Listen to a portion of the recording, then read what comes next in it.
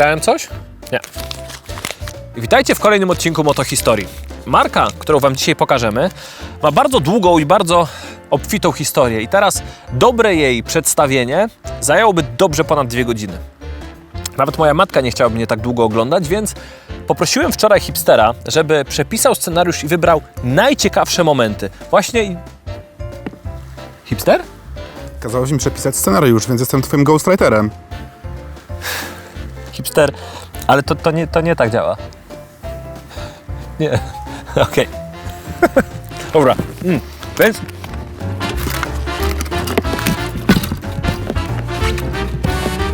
Maszyna do pisania? Nie lepiej było na komputerze? Człowieku, technologia oddziela cię od rzeczywistości.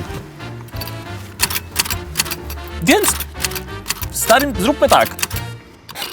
Przenieśmy się do początku XIX wieku i zacznijmy kolejny odcinek Motohistorii.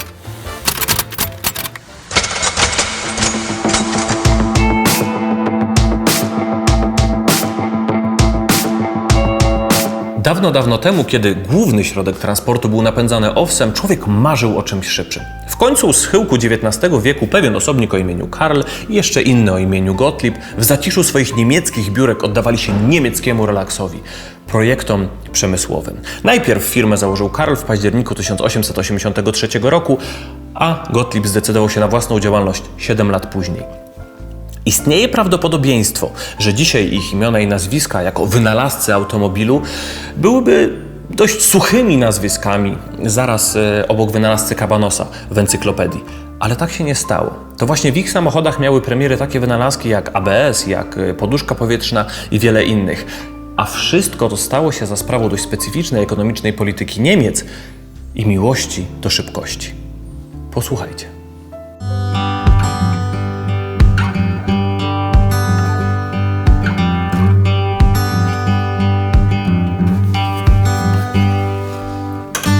Karl i Gottlieb byli częściami i współzałożycielami 2 różnych firm. I teoretycznie rzecz biorąc, nie byli ze sobą w żaden sposób związani, ale mieli sporo wspólnego. Po pierwsze, w ich żyłach płynęła najbardziej poukładana krew na świecie, najbardziej zorganizowana, a po drugie, oboje starali się wymyślić sposób, jak tu podróżować bez pomocy konia lub pociągu. Pierwszy był Gottlieb i tu trzeba wam wiedzieć, że zanim jeszcze założył firmę, ze swoimi wspólnikami pracował nad silnikiem, nad 4-osuwowym silnikiem, który nazwali zegarem dziadka. Wsadzili go do drewnianej ramy z kołami po bokach i siodłem w środku i tak złożyli patent 28 sierpnia 1885 roku i ten patent można dzisiaj nazwać pierwszym motocyklem. Karl jednak bardziej rzewnie patrzył w stronę powozu i miał jeden problem, ponieważ jego silnik, który miał, był 2-suwowy i był zbyt duży i zbyt wolny, żeby wysiutać konia, więc skupił się na produkcji 4-osuwów. Oczywiście pierwszy, który wyprodukował, nie był specjalnie dobry i nie był tak dobry jak zegar dziadka, ale wystarczył, żeby pociągnąć 3-kołowy powóz. I tak, gdy złożył na niego patent w 1886 roku, nie wiedział, że ten patent właśnie stał się aktem urodzenia automobilu. Przez następne lata robili znaczne postępy w swoich wynalazkach i przykuły one uwagę pewnego przedsiębiorcy, który nazywał się Emil Jelinek. Austriacki wizjoner, który już wtedy wierzył, iż automobil stanie się przyszłością nowoczesnego świata. Swoją wiarę przekuł w czyny. W 1897 roku wybrał się do Cannstatt, by odwiedzić Gottlieba i jego fabrykę. Na pieńku zamówił egzemplarz, a później kupił akcje w jego firmie.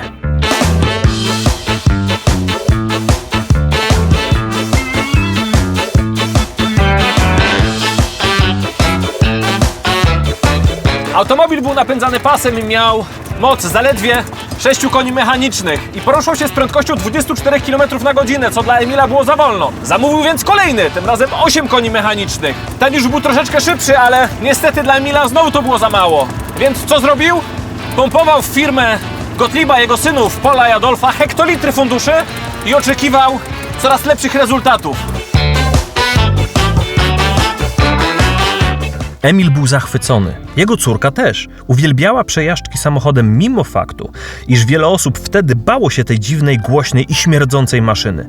Nie jadła owsa, była głośniejsza niż koń, a zamiast niespodzianek na drodze zostawiała tylko dym i hałas. Samochód był towarem bardzo luksusowym, mogli na niego sobie pozwolić jedynie ludzie bogaci, a takich właśnie ludzi Emil znał na pęczki. Jako biznesmen szybko zwąchał niezły geszeft. W rok później dogadał się z Gottliebem i rozpoczął sprzedaż jego samochodów. Najpierw było to 10 aut, ale gdy kalendarz zmienił prefiks na 19, Jelinek zamówił niemal 30. Chciał coraz mocniejszych pojazdów, głównie dlatego, że ścigał się nimi. Używał je podczas wyścigów w Nice Week. Tam występował pod pseudonimem. Wybrał imię swojej córki, które po hiszpańsku oznacza łaska. Biznes miał się świetnie. Wszyscy znali Emila z jego samochodów, ze sprzedaży tych samochodów, ze ścigania się oraz z jego pseudonimu. I zamówienia napływały ze wszystkich stron świata. I wtedy Emil postanowił zrobić jeszcze lepszy geszeft. Przyjechał do Gottlieba, dzierżąc w ręku 550 000 marek. W dzisiejszych pieniądzach to jest około 3 miliony euro. I powiedział mu tak: zróbmy razem linię samochodów, która będzie nazwana moim pseudonimem, a wszystkie te pieniądze zostawię u ciebie. Gottlieb zgodził się, nawet się nie zastanawiając. Gottlieb od samego początku miał wspólnika, bardzo zdolnego inżyniera o imieniu Wilhelm. I z jego pomocą w 1900 roku stworzył samochód, który bardzo zamieszał w kręgach motoryzacyjnych. Miał 35 koni, lekką karoserię z tłoczonej blachy, silnik i chłodnicę. I do dzisiaj wielu uważa, że jest to pierwszy samochód o takim wyglądzie, jaki znamy dzisiaj.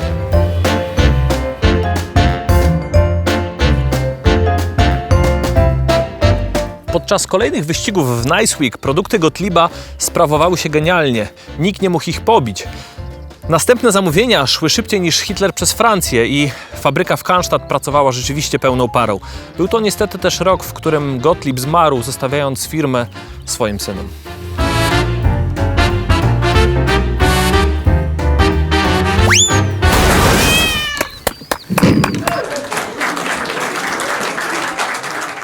Po I wojnie światowej inflacja w Niemczech spowodowała drastyczne decyzje. Tylko firmy o mocnej pozycji na rynku mogły się utrzymać, a i te były zmuszane do partnerstw, żeby przetrwać. I tak właśnie w 1924 roku Paul i Adolf musieli połączyć się ze swoim największym rywalem, Karlem. I stworzyli razem dzisiejszą markę, czyli najstarszą markę samochodów na świecie, Daimler-Benz. Postanowili też połączyć swoje loga. Karl Benz używał wieńca laurowego, a Gottlieb Daimler trzyramiennej gwiazdy. Gottlieb nie chciał natomiast rezygnować z pseudonimu używanego przez Emila. Niemal wszyscy znali tę nazwę, więc jej zachowanie było najlepszą z decyzji. Jeżeli nadal nie kojarzycie tego producenta, to spieszę z wyjaśnieniami. Jak wspomniałem, Emil Jelinek na pseudonim wybrał imię swojej córki Łaska. Po hiszpańsku to dokładnie liczba mnoga od słowa łaska. Mercedes.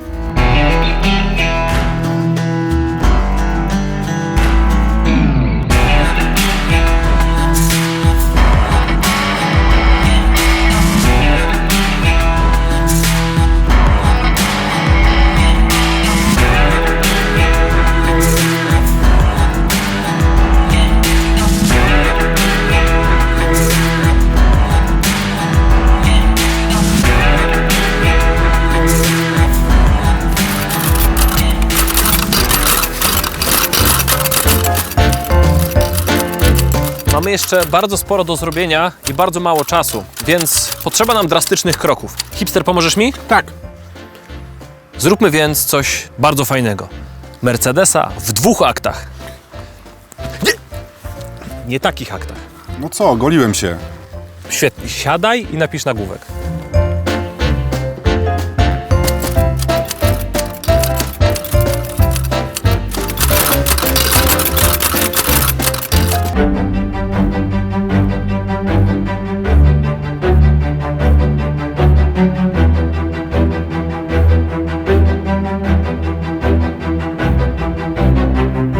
To już w zasadzie po nim. Bardzo często mówi się Mercedes wśród zegarków, albo basenów, albo patelni.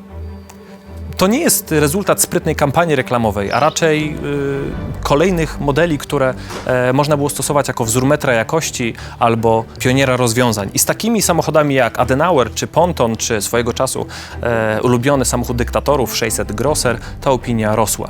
Musimy wspomnieć też o takich genialnych modelach jak SL, który do dziś jest produkowany z wielkimi sukcesami i próbie wskrzeszenia marki Maybach. A nie, czekaj, to się nie udało.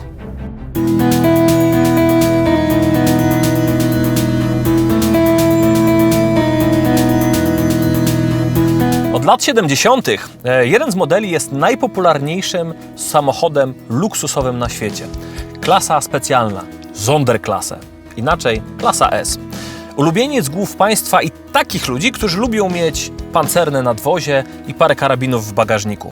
Jest to pierwszy samochód, który seryjnie miał montowany ABS, pierwszy samochód z seryjnie montowanymi poduszkami powietrznymi i pierwszy samochód, który seryjnie miał podwójne szyby. Każda kolejna seria była wyładowana zabawkami i gadżetami, które szczęśliwego nabywcę skutecznie oddzielały od plebsu.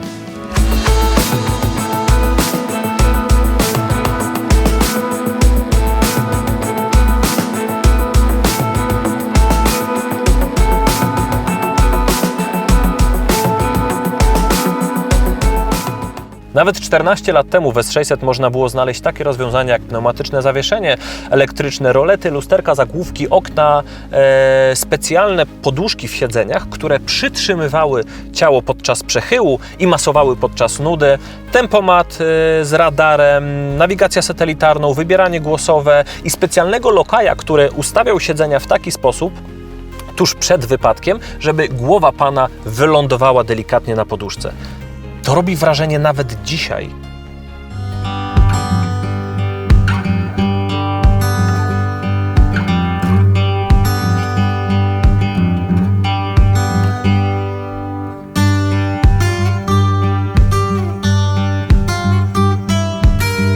Najnowsze wcielenie używa magii do napędzania zawieszenia.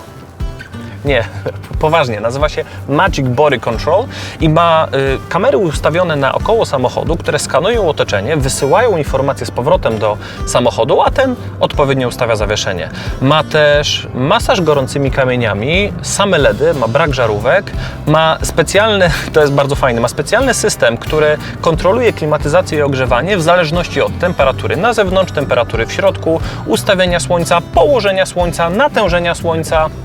Ma też filtr kabinowy wykonany z kokosa, ma jonizator powietrza dla alergików. Rzeczy, których nie wiedziałem, że kiedykolwiek będą mi w życiu potrzebne, ale już wiem, że je chcę. Tak jest, chcę dzisiaj!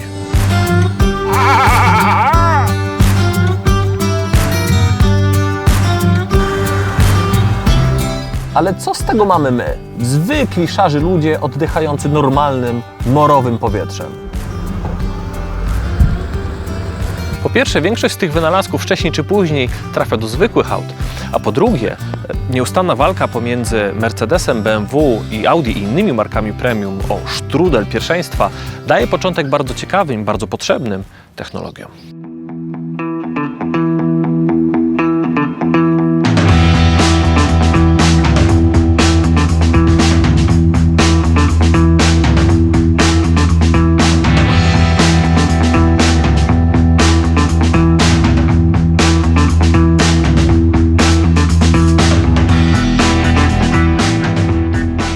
Jak dowiedzieliście się wcześniej, sport motorowy był w DNA Mercedesa od samego początku. Dzięki niemu otrzymaliśmy tak genialne modele jak 300 SL, 300 SLR, którym Stirling Moss wygrał Mille Miglia w 1955 roku. Chęć jechania szybciej zrodziła też przepięknego 540K. I o ile na auta, które wymieniłem, potrzebowalibyście programu 5 milionów plus i wizyty w Eldorado, to dzięki pewnej firmie szybsza jazda z gwiazdą na końcu maski jest wręcz tania. Nie mam na myśli tania. Mniej droga. Aufrecht, Melcher und Grosserspach zaczęli od silników wyścigowych i Mercedesów na zamówienie, ale szybko w salonach można było kupić ich podzespoły mechaniczne i aerodynamiczne. Od 1999 roku pod kontrolą Mercedesa, a od 2005 pod jego pełną własnością. Właśnie dzięki nim mamy modele, które są tak pożądane jak Ferrari czy Lamborghini. Kto z Was grał w Need for Speed 3, wie, że CLK GTR był najgenialniejszym autem w grze. Wszyscy pamiętają słynnego Herr Autobahnkilla, czyli W124 E500. Wiem, że został zrobiony razem z Porsche, ale mam pewną teorię. W 1991 roku legitymował się mocą 326 koni. To było naprawdę sporo. Został sprzężony z 4-biegową skrzynią automatyczną, która miała szybkość skacowanego urzędnika, ale wytrzymałość całego urzędu skarbowego. Zresztą zapas momentu obrotowego i tak pozwalał na naprawdę dobre przyspieszenia. Moc oczywiście była przekazywana na tylne koła, co teoretycznie rzecz biorąc jest receptą na efektowne poślizgi. Nein! E500 wyposażono w system kontroli trakcji i niestety pozbawiono właściciela możliwości wyłączenia tego ustrojstwa. Mimo wszystko setka pojawiała się już po 6 sekundach. Wszystko pięknie, ale gdyby nie współpraca z Porsche, to auto nie byłoby tak kultowe. Zresztą kolaboracja z tym producentem stworzyła swoistą matrycę dla wszystkich późniejszych supersedanów spod znaku trójramiennej gwiazdy. A Porsche na własnej skórze wyhodowało sobie sporą konkurencję. Naprawdę nie byle jaką, ponieważ bezpośrednim następcą tego modelu E500 stało się E55 AMG. Zresztą sami zobaczcie.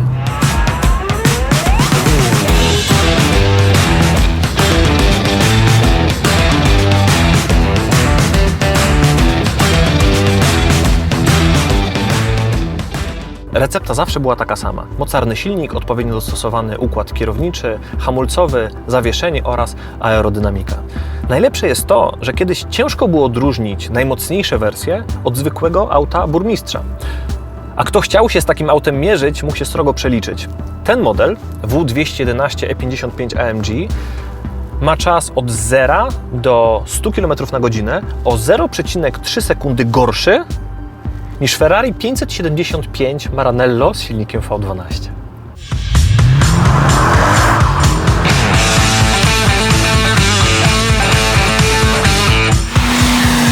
W końcu AMG zrobiła swój własny, niezależny model SLS. Stylistyczny i duchowy powrót do 300 SL. Był to też ostatni wolnosący silnik AMG i dla wielu to też był koniec prawdziwej zabawy. Kaput! Nicht! Ende! Nie. Dostaliśmy AMG GTS, które nie dość, że bajecznie się prowadzi i tak samo wygląda, to jeszcze potrafi skopać tyłek Porsche, a to nie lada wyczyn. Dostaliśmy też A45 AMG. Wrócę na chwilę do Need for Speed 3. Pamiętacie Ferrari 355? To ma dokładnie tyle samo koni, czyli 380 koni mechanicznych. Hatchback ma tyle samo koni, co Ferrari.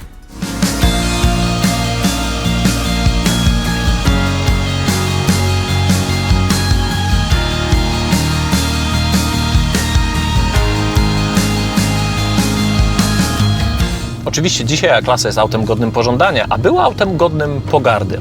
Przyszło na świat w ciemnych latach Mercedesa, takie merco średniowiecze, jeżeli wolicie. Legendarna jakość wykonania i wytrzymałość poszła w zapomnienie kosztem większego zysku i kolejne modele nie były specjalnie lubiane przez klientów, bardzo na nie narzekali. A-klasa była jednym z nich. Pierwsza wersja w teście łosie padła z wrażenia jak abstynent na Oktoberfest. Do tego wszystkiego wyglądała jak molestowany kret. Następna wersja wyglądała dużo lepiej. Poprawiono stylistykę, poprawiono prowadzenie, ale to trochę tak, jakbyście Ninę Terentiew ubrali w podwiązki i pończochy. Na całe szczęście Mercedes znów jest na dobrej drodze i design kolejnych modeli i ich jakość zapowiada renesans. Ja!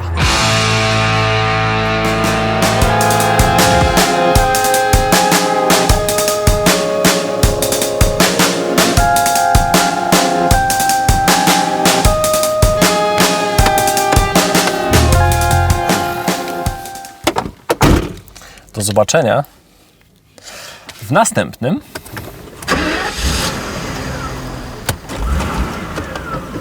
odcinku Motohistorii.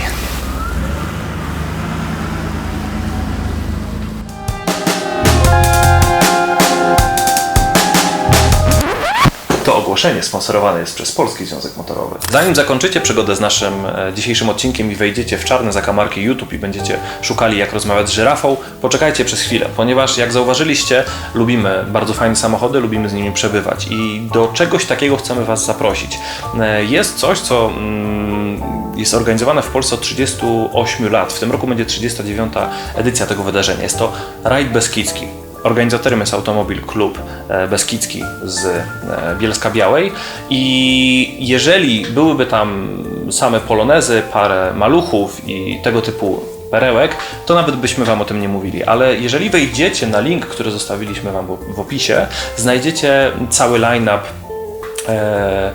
tych samochodów ASX sporo i są bardzo ładne i są to naprawdę duże perełki, które chcielibyśmy sami widzieć w naszych odcinkach.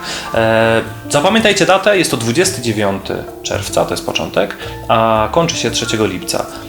Wszystko w opisie, w tym linku znajdziecie dokładne informacje, skąd, gdzie, dokąd. My tam będziemy, więc wpadajcie tak samo. Do zobaczenia.